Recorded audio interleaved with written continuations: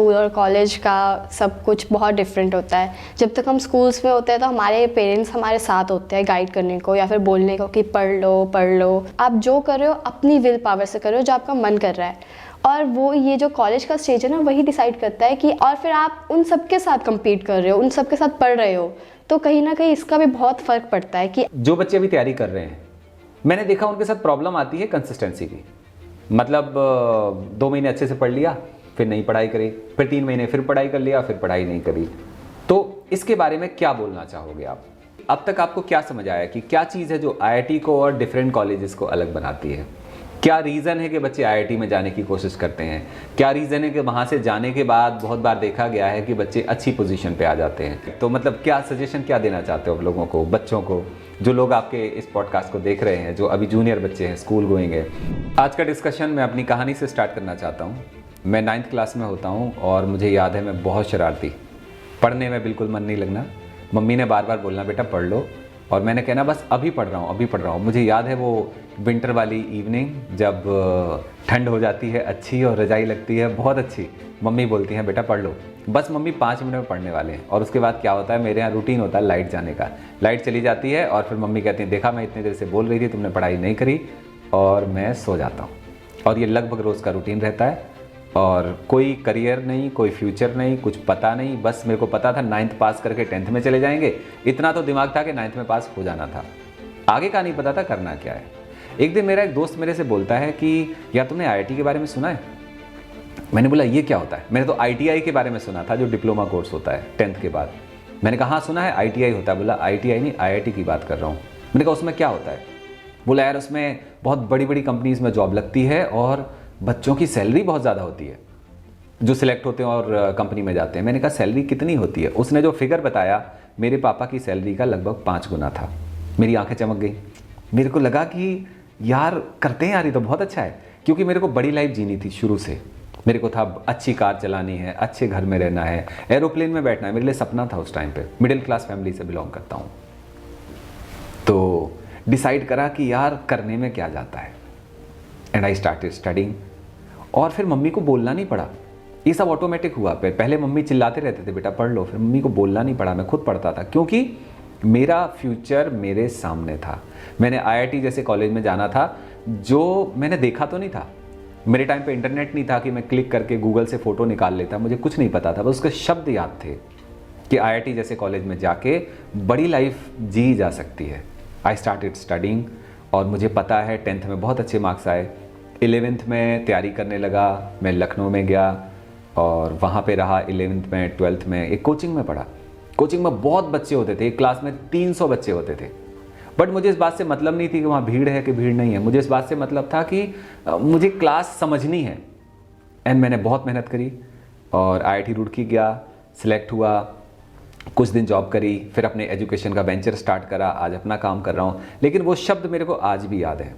अब वो शब्द ये है, अगर आपका फ्यूचर आपके सामने क्लियर हो, आपके सपने आपके सामने क्लियर हो कि आपको करना क्या है, और आप डिसाइडेड हो कि यार करना है, यार अब तो करना है किसी तरह से, एक रीज़न हमें वहाँ तक पहुँचा देता है कि हम उस कल्मिनेशन को टच कर लेते हैं। एक रीज़न, मेरे लिए रीज़न क्या था? खूब सारा पैसा, रिकॉग्निशन, अच्छे से कॉलेज में जिससे मेरे को सम्मान मिलेगा, लोग मेरे बारे में बोलेंगे कि यार वाह तुमने कितने अच्छे कॉलेज से पढ़ा। वो एक रीज़न मेरे लिए काफ़ी था मेरी लाइफ को ट्रांसफॉर्म करने के लिए।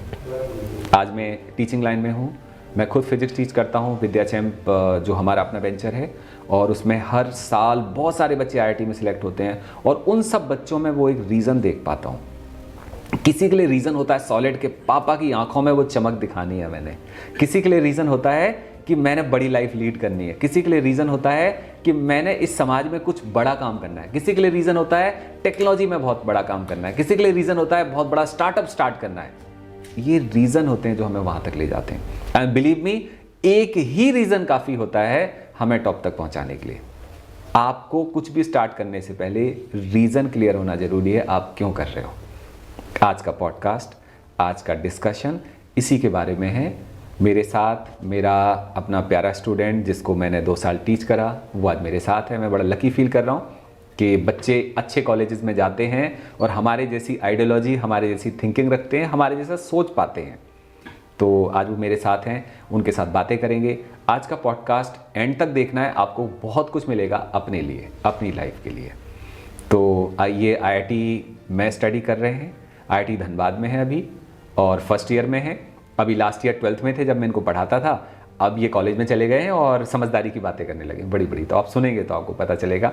वैष्णवी नाम है इनका और मैं इनसे डिस्कस करता हूँ और इनसे पूछता हूँ कि इनका जर्नी कैसा रहा, आईआईटी में कैसे लग रहा है, और उस जर्नी से आप सीखेंगे, आप देखेंगे इनका टाइम टेबल कैसा रहता था, ये कहाँ पे break down and break through से गुजरे हैं। तो इस वजह से ये उन बच्चों के लिए जो स्कूल गोइंग है या किसी भी कॉम्पिटिटिव एग्जाम की तैयारी कर रहे हैं, स्पेसिफिकली अगर आप आईआईटी के लिए तैयारी कर रहे हैं तो द बेस्ट है। अगर आप नहीं भी कर रहे हैं, किसी भी कॉम्पिटिटिव एग्जाम की तैयारी कर रहे हैं, आपको ये कहीं ना कहीं बेनिफिट दिलाएगा। तो कैसे हो वैष्णवी? मैं तो बहुत अच्छी हूँ। एंड आईआईटी में कैसे लग रहा है? बहुत अच्छा, बहुत इंटरेस्टिंग और अलग सा एक्सपीरियंस है। Yes sir. राइट। तो अभी तो फ्रेंड्स बन गए होंगे? Yes sir. राइट। एंड ऐसा कुछ लगता है कि घर से दूर हो तो अकेलापन लग रहा है या मज़ा नहीं आ रहा, छोड़ के आने का मन कर रहा है, ऐसा कुछ? नहीं, बहुत जैसे कोई बहुत अच्छा फेस्टिवल आ गया तो हमने सारे फेस्टिवल्स अपने फैमिली मेम्बर्स के साथ मनाए थे, तो बस कभी कभी थोड़ा सा वो आता है कि हाँ अगर अभी फैमिली के साथ होते तो क्या कर रहे होते, बट फिर भी फ्रेंड्स के साथ मज़ा करने पे भी बहुत मज़ा आता है।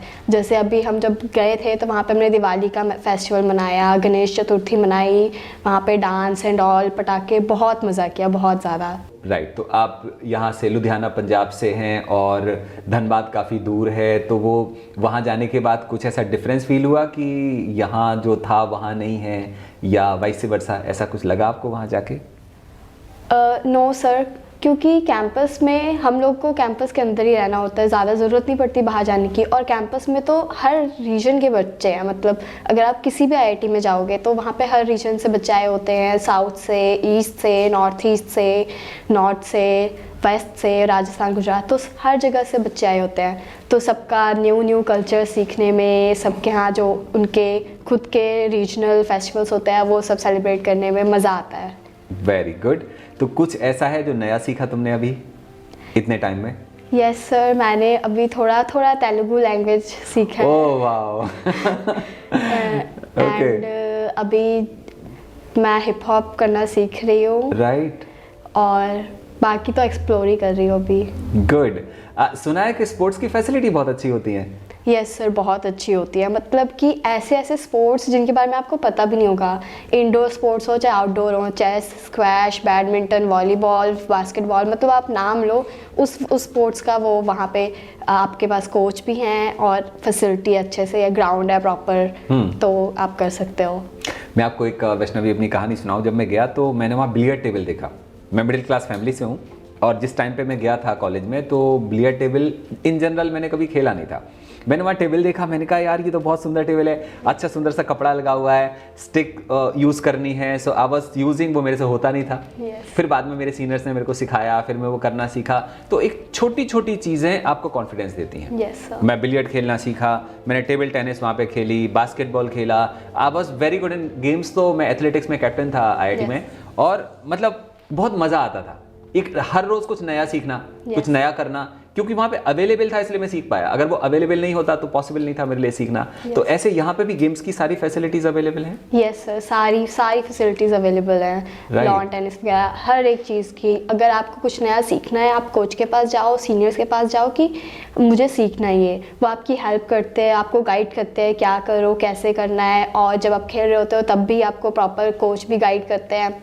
और अगर आप बहुत अच्छा खेल रहे हो तो फिर आपको इंटर आईआईटी जाने का भी मौका मिलता है, वहाँ पे अपने कॉलेज के लिए मेडल्स लाने का मौका मिलता है। इसके बारे में थोड़ा बताओ, जो लोग देख रहे हैं उनको शायद पता नहीं होगा इंटर आईआईटी में जाने का क्या मतलब होता है।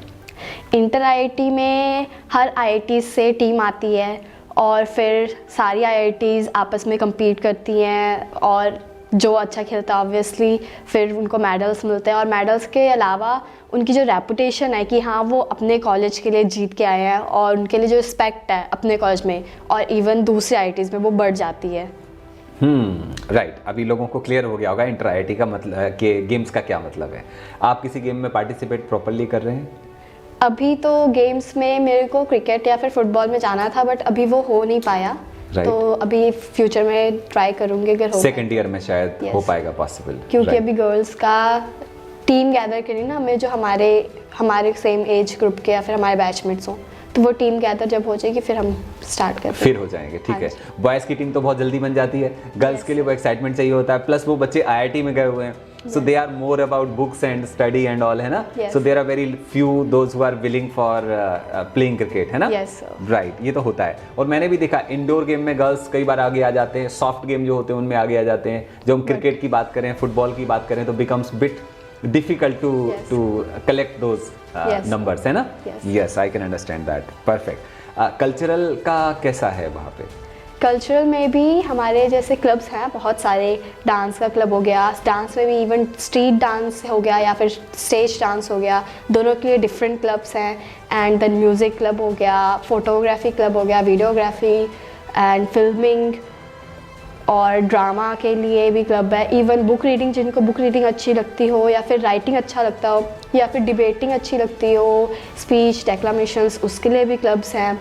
और शायरी वगैरह जिनको करना अच्छा लगता है उसके लिए भी क्लब है। इवन और जैसे होता है कि अब हेल्थ के लिए भी ध्यान देना है, और लोगों को, जो बाकी लोगों को फाइनेंशियली प्रॉब्लम्स आती है कभी कभी, उनको जैसे जब होता है कि हमें कोई इशू आता है और कभी कभी चार्जेस बहुत ज़्यादा होते हैं तो वो लोग पे नहीं कर पाते, जिसके वजह से उनकी जो ऑपरेशन या फिर सर्जरी वगैरह वो नहीं हो पाती। तो हम लोग के आईआईटी में एक वो भी क्लब है जो डोनेशन करता है, ब्लड डोनेशन हो गया या फिर मनी डोनेशन हो गया, जब भी नीड पड़ती है तो हम लोग डोनेट करते हैं। एंड देन ये सब, मतलब ये सारे क्लब्स हैं। और बट ये अच्छी बात है, मतलब बीइंग इन टेक्निकल कॉलेज, लोगों का ये मानना होता है कि आईआईटी कॉलेज में गए हैं जस्ट प्रोफेशनल कोर्स करने के लिए, इंजीनियरिंग करेंगे और जॉब लेंगे और निकल जाएंगे। बट ये अच्छी बात है कि बच्चों को कल्चरल भी सिखाया जा रहा है, जिससे वो कॉलेज में भी सीखेंगे, जब कंपनीज में जाएंगे वहाँ पे भी इस वाली चीज़ को कहीं ना कहीं वो किसी ना किसी तरह से आगे बढ़ाएंगे। ये अच्छी प्रैक्टिस है, अच्छी हैबिट है जो स्टूडेंट्स में डल रही है। ये मेरे को आइडिया नहीं था कि इस तरह का आपके आईआईटी में होता है। अभी इससे पहले मैं एक पॉडकास्ट किया, अंशिका आईआईटी पटना में है, उनके साथ में डिस्कस कर रहा था। उनका क्लब है, वो बच्चों को टीच करता है, हाँ जी, हमारे स्लम्स में रहने वालों को या गवर्नमेंट कॉलेज के वहाँ उन बच्चों को। आपके यहाँ भी ऐसा होता है? Yes sir. राइट, तो ये अच्छी प्रैक्टिसेस हैं जिसमें हम अच्छा ह्यूमन बीइंग बना रहे हैं, एक देश का अच्छा नागरिक बना रहे हैं कि आप अच्छे टॉप इंजीनियर तो बनोगे, टॉप कंपनी में काम करोगे, लेकिन साथ साथ में आपको अपने इन रिस्पॉन्सिबिलिटी को भी ध्यान देने की ज़रूरत है, और ये एक अच्छी प्रैक्टिस है। राइट, तो आपने कुछ बताया था शायद आप किसी उसमें क्लब में भी प्रॉपर इफेक्टिवली अभी काम कर रहे हो? यस सर, अभी मेरा WTC वीदा क्रू स्ट्रीट डांस क्लब है, उसमें रिक्रूटमेंट हो गया है और अभी मैं उसमें हूँ। अच्छा, इसमें क्या होता है? इसमें स्ट्रीट डांस करवाते हैं, different styles, hip hop, breaking, locking, backing and all that. वाह, तो इट्स फन ना? Yes sir. तो वैष्णवी, लोगों का ऐसा मानना होता है कि हमने 11th-12th में बहुत सारी पढ़ाई करी, फिर हम आईआईटी में चले जाएंगे और वहाँ पे हम बस केवल पढ़ाई करते रहेंगे और पढ़ाई के बाद जॉब में चले जाएंगे। तो ऐसा सीन है या ऐसा नहीं है? ऐसा बिल्कुल भी नहीं है, क्योंकि पढ़ाई तो सभी लोग कर रहे हैं, इवन +1 +2 में भी हम पढ़ के आए हैं, तो नॉलेज तो सबके पास है। बट आपको बाकी लोगों से जो अलग बनाता है वो आपके स्किल्स है, आपके अंदर कितनी स्किल्स हैं और क्या क्या स्किल्स है। जब कंपनी आती है तो पहला क्राइटेरिया, अगर सब कंपनीज़ का ऐसा नहीं होता, बट अगर फिर भी कुछ कंपनीज़ पहला क्राइटेरिया CG रखती हैं, तो उसके बाद भी आपको बाकी लोगों से डिफरेंट आपके स्किल्स बनाती है। और कंपनी ज़्यादातर प्रेफर करती है skills rather than marks, because marks लेके तो हम कुछ नहीं कर पाएंगे, बट जो हमारे अंदर स्किल्स हैं, लीडरशिप की हो गई या फिर कम्युनिकेशन स्किल्स हो गई, और भी जो बाकी सब स्किल्स हैं, वो मैटर करती है ज़्यादा। यस, ये मैंने भी अपने करियर में देखा है कि जो भी कंपनी रिक्रूटमेंट करती है वो केवल ये नहीं देखती आपकी मार्कशीट पर कितने मार्क्स हैं, आप कितने टॉकेटिव हैं, कितने एक्सट्रोवर्ट हैं, कितने ऑनेस्ट हैं कॉन्वर्सेशन में, कितना डिसिप्लिन के साथ काम करते हैं, आप ऑनरिंग योर वर्ड कितने हैं, जो बोलते हैं वो काम करते हैं कि नहीं करते हैं। ये बहुत सारी चीज़ें हैं जो आपको एक परफेक्ट इंसान बनाती हैं। सो 11th एंड 12th में पढ़ाई करना एक अलग बात है। वहाँ पे क्या होता है, आपको बहुत सारी पढ़ाई करने के बाद, खूब सारे नंबर लाने के बाद आप सिलेक्शन ले लेते हो। लेकिन जब आप किसी कंपनी में जाना चाहते हो तो कंपनी आपको रिक्रूट तभी करती है जब आप परफेक्ट पैकेज होते हो। आपके पास IQ होना चाहिए, एप्टीट्यूड होना चाहिए, एटीट्यूड भी होना चाहिए। एंड आपको उस डिसिप्लिन में रहने की आदत होनी चाहिए जिससे कंपनी को लगता है कि ये एम्प्लॉय अगर आएगा तो हमारी कंपनी को आगे बढ़ाएगा। तो यस, तो आईआईटी कॉलेज में इन सारी चीज़ों के ऊपर भी ट्रेनिंग दी जाती है जिससे आप एक परफेक्ट इंसान बनते हो। यस परफेक्ट है। तो जाके कैसा लगा ये? आप स्कूल में पढ़ते थे पहले और स्कूल के बाद आप आईआईटी में गए, तो वहाँ जाने के बाद कैसा एक्सपीरियंस रहा आपका?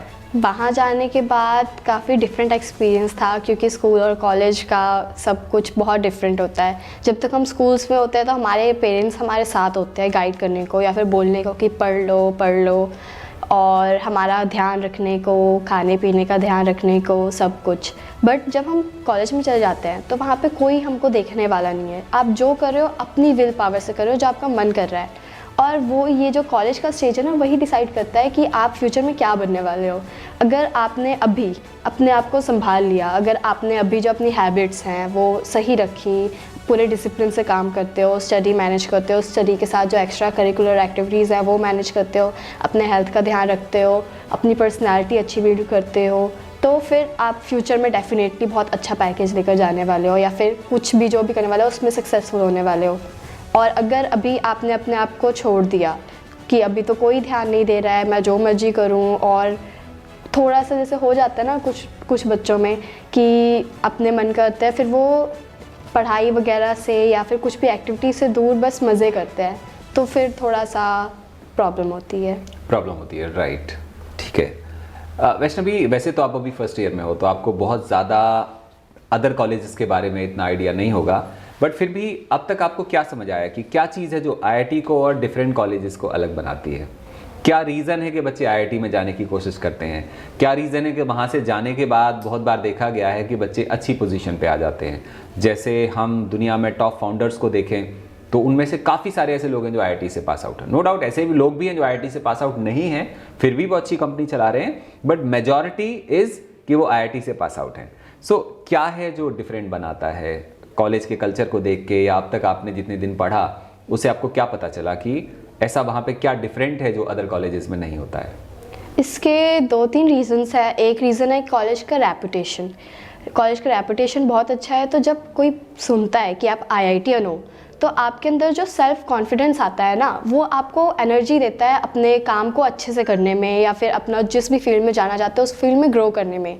और सेकंड थिंग, क्योंकि आईआईटी सब लोग जेईई एडवांस का एग्ज़ाम देकर आते हैं, तो सभी जो लोग आए हैं उनका बहुत अच्छा माइंड है, बहुत अच्छा आईक्यू है, इंटेलिजेंट है, मतलब पढ़ाई में अच्छे हैं, और फिर आप उन सब के साथ कम्पीट कर रहे हो, उन सब के साथ पढ़ रहे हो, तो कहीं ना कहीं इसका भी बहुत फ़र्क पड़ता है कि आपके जो एनवायरनमेंट है उसमें कैसे बच्चे हैं, और सभी इतने अच्छे हैं पढ़ाई में, तो जब भी आपको कोई भी प्रॉब्लम आती है सब समझाते हैं, न्यू तरीके सोचते हैं। तो इस वजह से ये रीज़न है कि इतना अच्छा जो हमारा मेंटल ग्रोथ है वो इतनी अच्छी होती है। और उसके बाद हो गया प्रोफेसर्स भी बहुत अच्छे हैं, और अगर आप पढ़ना चाहते हो तो प्रोफेसर्स आपकी बहुत हेल्प करते हैं। इवन वो आपको बोलते हैं कि अगर आपको बाद में कुछ समझना हो तो आपको पर्सनल टाइम बता देते हैं, अपना ऑफिस का रूम बता देते हैं, वहाँ आके समझ लो। मतलब प्रोफेसर्स भी बहुत सपोर्टिंग होते हैं। राइट, और टीचर पिलर होते हैं, फाउंडेशन होते हैं हर चीज़ का। अगर टीचर सपोर्टिव नहीं होंगे तो बच्चों को कॉन्फिडेंस भी नहीं आएगा, वो आगे भी नहीं बढ़ पाएंगे। राइट, तो वैष्णवी 11th एंड 12th का जो आपका सफ़र रहा वो कैसा रहा? आप कितना पढ़ाई करते थे? 11th 12th में, जैसे जब 11th में आए हम, तब शुरू में नया था कि हाँ जेईई एडवांस करना है, तो फिर तब बहुत पढ़ती थी मैं, और टाइम टेबल भी अच्छा सा था तब। बट फिर जब 11th ख़त्म होने लगी धीरे तो थोड़ा सा हो जाता है ना, एग्जॉस्टेड हो जाते हैं, तो उसकी वजह से उस टाइम पे थोड़ा सा डिप आया। फिर +2 के स्टार्टिंग में दोबारा कि अब न्यू क्लास है, अब जो भी पीछे बैकलॉग्स है वो सब नहीं रखने, अब अच्छे से दोबारा करना है। फिर मिड में थोड़ा सा जब विंटर्स आ गए थे, तो एक तो विंटर्स का महीना, तो लेजीनेस अपने आप आ जाती है, तो उसके वजह से थोड़ा सा डिप चला गया था। फिर जब एडवांस और मेंस पास आने लगे, फिर दोबारा मेहनत और वही कर दी, एकदम 100% देना शुरू कर दिया कि नहीं करना है। तो वैष्णवी क्या हो गया था? कैजुअल हो गए थे या मतलब कोई और रीज़न था जिस तरह से वो सारा डाउन चला गया? वो मतलब विल पावर तो बहुत थी कि करना है, बट कहीं ना कहीं एक तो कॉज मैं खाने में ध्यान नहीं देती थी, और अगर हम खाना नहीं खाएंगे ढंग से तो एनर्जी कहाँ से मिलेगी। तो वो चीज़ हो गई थी। तो फिर इस वजह से उस वक्त ना मुझे बीच में नींद काफ़ी ज़्यादा आने लग गई थी, और ये रीज़न था कि नहीं हो पाता था। मतलब मैं चाहती थी कि मैं पढूं, बट मेरी आंखें ना अपने आप ही जब मैं पढ़ने लगती थी तो फिर क्लोज होने लगती थी, तो इस वजह से थोड़ा सा। मतलब ट्राई करियो, नींद आ गई। हाँ जी। राइट। तो मतलब क्या सजेशन क्या देना चाहते हो आप लोगों को, बच्चों को, जो लोग आपके इस पॉडकास्ट को देख रहे हैं, जो अभी जूनियर बच्चे हैं, स्कूल गोइंग है, डाइट के बारे में क्या बोलना चाह रहे हो? ये इंपॉर्टेंट है क्योंकि इस एज में बच्चे खाते नहीं है। Yes. मतलब मैंने बहुत सारे बच्चों को देखा, पेरेंट्स पीछे पीछे भागते हैं, बेटा जूस पी लो, मिल्क ले लो, फ्रूट ले लो, एंड दे से कि नहीं ये तो सब बेकार है, मैगी खिला दो। तो आप इनको क्या बोलना चाहोगे कि किस चीज़ का, डाइटिंग का खास करके क्या ध्यान देना चाहिए? बहुत ज़्यादा इफ़ेक्ट पड़ता है हमारे स्टडीज़ पे कि हम कैसा खाना ले रहे हैं, कब किस टाइम पे ले रहे हैं, और प्रॉपर मील ले रहे हैं कि नहीं ले रहे हैं। अगर हम लोग प्रॉपर मील नहीं लेंगे, कुछ एनर्जेटिक नहीं लेंगे, तो हमारे बॉडी को एनर्जी नहीं मिलेगी, और फिर पूरा दिन पढ़ाई करने के लिए एनर्जी तो चाहिए होती है। कॉज कहीं ना कहीं आप फिज़िकल एक्टिविटी नहीं कर रहे, बट आपका मेंटल एक्टिविटी बहुत कर रहे हो आप, और आपका ब्रेन वर्क ही नहीं करेगा अगर आपके अंदर एनर्जी नहीं होगी, और उतना एक्टिव नहीं रहोगे आप, और अगर एक्टिव नहीं रह पाओगे तो फिर आप उतनी एफिशिएंटली वर्क नहीं कर पाओगे। तो प्रॉपर डाइट और न्यूट्रिशियस फूड लेना बहुत ज़रूरी होता है इस टाइम पे। और जैसे ऐसा कि हर 2 या फिर 3 घंटे के गैप में कुछ ना कुछ खाते रहो। राइट, बिल्कुल पावरफुल है। और मैं हमेशा मेरे लेक्चर में जब भी मैं किसी को समझाता हूँ, खास करके स्टूडेंट्स को, मैं हमेशा बोलता हूँ कि पढ़ाई के साथ साथ खाना, डाइट बहुत ज़्यादा इंपॉर्टेंट है। अगर वो प्रॉपर नहीं होगी तो दिमाग तेज़ नहीं चलेगा, तेज़ नहीं चलेगा तो पढ़ाई होनी नहीं है। परफेक्ट है, परफेक्ट है, बहुत सही बोला आपने। तो वैष्णवी, एक और चीज़ कि जो बच्चे अभी तैयारी कर रहे हैं, मैंने देखा उनके साथ प्रॉब्लम आती है कंसिस्टेंसी की। मतलब 2 महीने अच्छे से पढ़ लिया, फिर नहीं पढ़ाई करी, फिर 3 महीने फिर पढ़ाई कर लिया, फिर पढ़ाई नहीं करी। तो इसके बारे में क्या बोलना चाहोगे आप कि कंसिस्टेंसी को कैसे बना के रखें? जब ये होता है ना कि जब इजी पार्ट आ जाता है, या फिर 11th की स्टार्टिंग में, 12th की स्टार्टिंग में हम सोचते हैं अभी तो इजी चैप्टर चल रहा है, अभी थोड़ा सा हम छोड़ देते हैं, अभी पढ़ाई के अलावा हम कुछ और कर लेते हैं, या फिर पढ़ाई में उतना ध्यान नहीं देते। तब हमको रियलाइज़ नहीं होता कि जो वो टाइम हम वेस्ट कर रहे हैं वो हमारे लिए कितना इम्पॉर्टेंट है। जब बाद में हमारी ये जर्नी कंप्लीट होने वाली होती है, तब हमें पता लगता है कि हाँ, उस टाइम पे हम कुछ एक्स्ट्रा कर लेते तो और अच्छा होता। तो कंसिस्टेंसी को बिल्कुल नहीं छोड़ना चाहिए। जैसे जब 11th और 12th के मिड का टाइम आता है ना, मोस्टली बच्चे उस टाइम पे थोड़ा सा अपनी जो भी परफॉर्मेंस है वो लो कर देते हैं, और इनपुट लो कर देते हैं पढ़ाई की तरफ। वो बिल्कुल नहीं करना चाहिए। और इसका ये रीज़न है कि अगर आप कंसिस्टेंट नहीं हो तो फिर एक तो ये होगा कि धीरे धीरे आपके माइंड से जो आपने पहले पढ़ाई की है वो चीज़ें स्किप होने लगेंगी अगर आप दोबारा रिवाइज़ नहीं करोगे उसको, और उससे डायरेक्ट इफ़ेक्ट पड़ेगा आपके परफॉर्मेंस पे। होता है कभी कभी कि मन नहीं करता पढ़ने का, बहुत ज़्यादा हो गया है, या फिर हम लोग अपने दूसरे फ्रेंड से सुनते हैं जो प्रेपरेशन नहीं कर रहे कि हम लोग तो पार्टीज़ में जा रहे हैं, मस्ती कर रहे हैं, ये कर रहे हैं, वो कर रहे हैं। और 11th एंड 12th में तो होता ही है ये सब बहुत ज़्यादा। तो हमको बस अपने माइंड से ये पूछना है कि हम ये कर क्यों रहे हैं। हमारी जो अंदर से हमारा माइंड खुद बोलेगा, हमारा दिल खुद बोलेगा कि नहीं, हमारा ये सपना है और हमें इसे पूरा करना है चाहे जो हो जाए। और फिर अंदर से जो वो मोटिवेशन आएगा ना, जो वो विल पावर, जो डिटर्मिनेशन है, वो हमें मजबूर करेगा कि नहीं, पढ़ना है तो पढ़ना है, क्योंकि अगर हम अभी नहीं पढ़े तो फिर हम अपना ड्रीम पूरा नहीं कर पाएंगे। तो डिटर्मिनेशन बनाने के लिए फीड हमें रेगुलर देते रहना है। मतलब ऐसे नहीं है कि हमने 10th के तुरंत बाद डिसाइड कर लिया कि अब IIT JEE की तैयारी कर रहे हैं और वो हो जाएगा। हर दिन हमें एक फीड देना पड़ेगा, खुद को इंजेक्शन लगाना पड़ेगा, बताना पड़ेगा कि भाई जर्नी आसान नहीं है, डिफ़िकल्ट है, और एक सपना बना के रखना पड़ेगा कंसिस्टेंटली कि इस वजह से पढ़ना है, और नहीं पढ़ोगे तो रैंक नहीं आएगी। कई बार कई बच्चे ओवर कॉन्फिडेंट हो जाते हैं, उनको लगता है कि यार वो तो इंटेलिजेंट है, रैंक तो आ जाएगी। रैंक तो आ जाएगी, लेकिन कौन सी रैंक आएगी? बिकॉज IIT JEE की प्रिपरेशन में sky is the limit. If you do very best, you get first rank and you get any branch, any college of your own choice. लेकिन अगर आप वो नहीं करते तो कहीं ना कहीं पे रैंक पीछे चले जाती है। इसलिए यहाँ पे हमें कैजुअल बिल्कुल होने की ज़रूरत नहीं है, डिसिप्लिन रहना है, तभी हम बेस्ट रैंक लेके आएंगे अपने कैलिबर के हिसाब से। राइट। तो वैष्णवी, कई सारे बच्चों का एक डाउट रहता है कि अब बोर्ड एग्जाम आ गए और अभी JEE का एग्ज़ाम है। जैसे अभी JEE का एग्ज़ाम आने वाला है, जनवरी अटेम्प्ट वाला, और बोर्ड के एग्जाम की भी तैयारी हो रही है, दोनों एक साथ हो रहे हैं. So how did you manage both the things at the same time? इसके लिए पाया तो जब हम 12th कर रहे थे, स्टार्टिंग हुआ था हमारा, उसी टाइम पे अच्छे से करो ताकि लास्ट में हमें बस रिवाइज करना हो, ज़्यादा बोर्ड की तरफ भागना ना हो. क्योंकि फिर अगर हम स्टार्टिंग में अच्छे से नहीं करेंगे तो फिर ऑब्वियसली बाद में थोड़ा सा वो हो जाएगा, हमारे लिए प्रेशर बन जाएगा.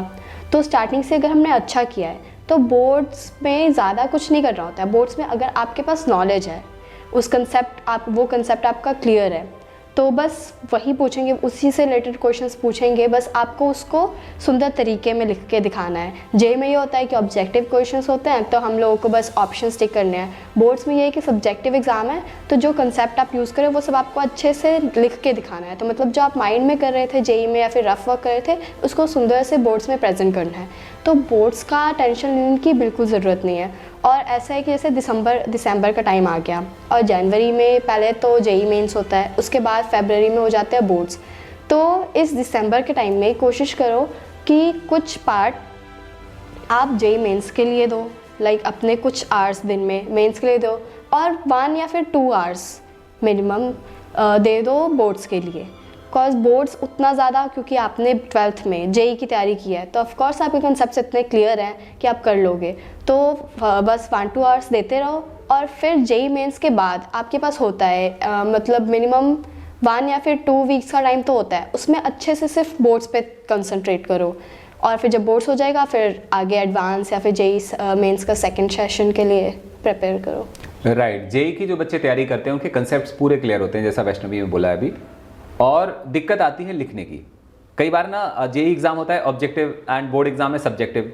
अगर बच्चे को लिखना नहीं आएगा तो वो अपनी बात को एक्सप्रेस नहीं कर पाता.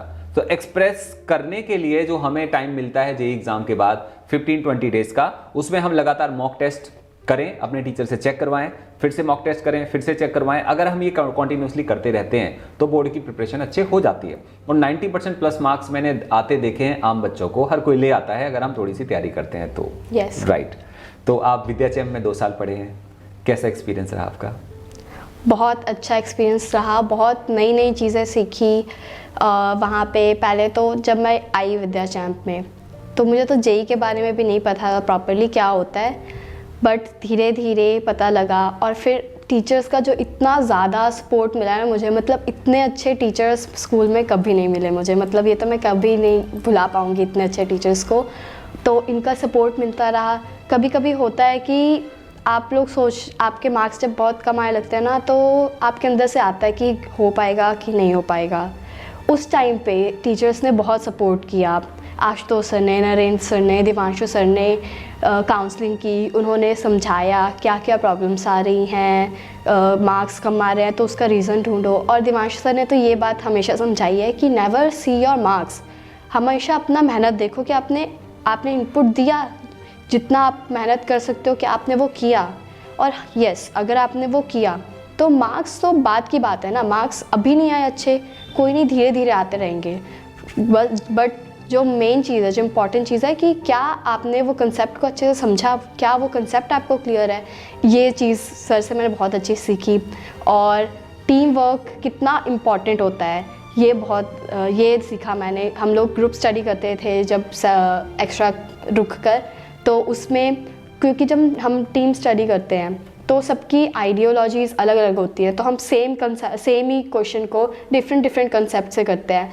तो उससे और ग्रोथ हुई माइंड की, एंड डिसिप्लिन में रहना सीखा. और टीचर्स से अपने हैबिट्स भी सुधारनी सीखी. और जो मील वाला पार्ट है वो मैंने आप ही से सीखा था कि डाइट अपना कितना इम्पॉर्टेंट होता है.